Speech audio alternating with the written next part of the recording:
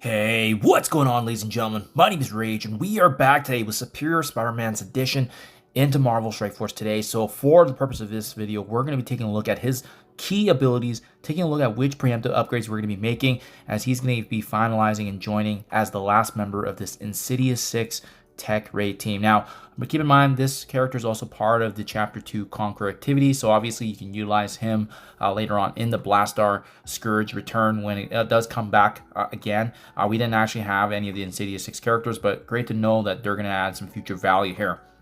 I also want to point out, guys, as part of the Insidious 6 team, keep in mind Shocker, Vulture, other Sinister 6 characters, they're not classified as Insidious, but technically those two characters are the best to combine with these three, obviously for part of the raid activities. And then depending on if you're, situated in War or Crucible game mode, that's when you can switch around some of the other Superior Sinister 6 characters. But what's really cool about Superior Spider-Man is that he is the only one that is a mix of all three. He's a Sinister 6, Superior 6, and Insidious 6. So he by far is going to be the most important character because he has synergy with all the different dynamics of those variants. And in addition to that, we already saw him from the Danger Room how good he really is, providing that supportive capability across the board. So let's take a look at his kit, and then we'll talk about T4s in addition to what his ISO-8 best slot in for preemptively if you're planning to use this character as well for raids. Spider Bash basic ability. So not a lot of crazy things going on here with this ability. It's simply just damage output, as you can see. As we level this ability up, it's going to add some additional damage across the board. And then in raids where you do get some additional value is the T4 here, generating ability energy for himself and all Sinister 6 allies. So that's really nice in terms of just being able to provide that energy generation on top of the other characters as well. But aside from that, nothing really unique about this ability. It's just a simple basic.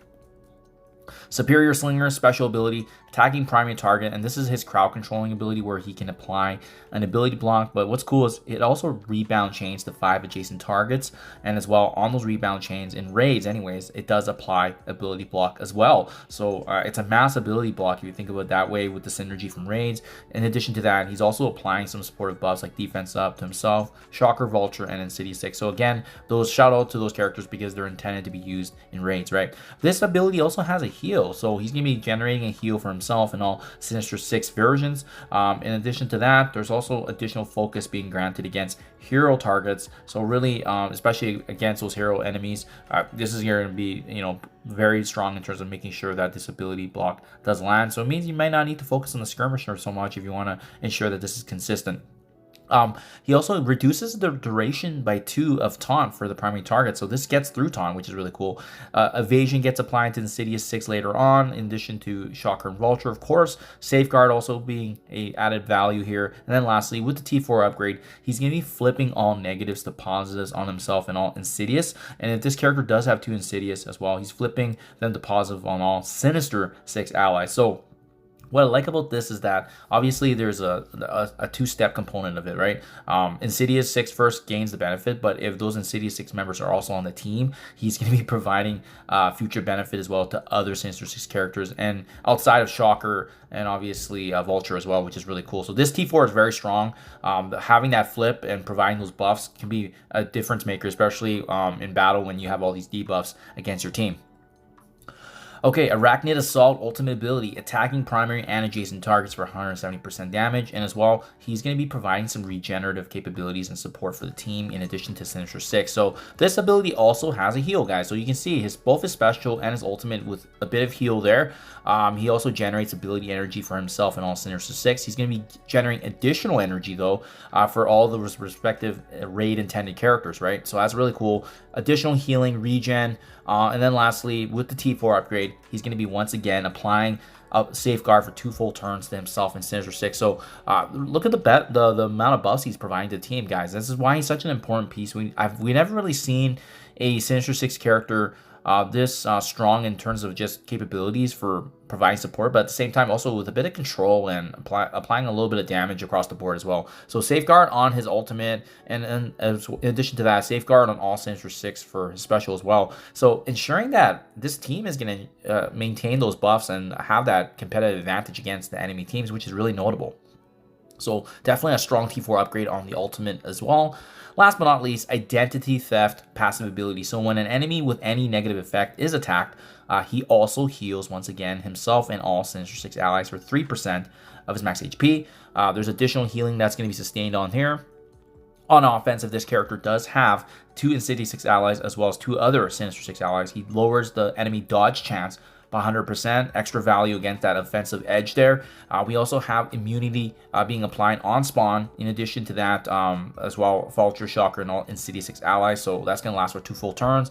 And then with T4 upgrade here, when an enemy with any negative effect is attacked, if this character does have the full team, in addition to Sinister 6, he's also going to be filling up speed bar for himself and all Sinister 6 by 3%, and an additional 3% for all other Insidious 6 allies there. So just value across the board. He makes all Sinister 6 and Insidious 6 allies even better with additional protection, speed, control, as well as immunity and safeguard, ensuring that the buffs are actually going to be maintained at all times. So a healing across the board, guys. I mean, the name of the game here has been just focusing on making sure that his kit works, right? So both his special and ultimate, I definitely would prioritize in getting the T4 upgrades here, because that's going to allow for the safeguard on his ultimate, and it's also going to allow for the flipping of all negatives into positives for the special. So that's really important.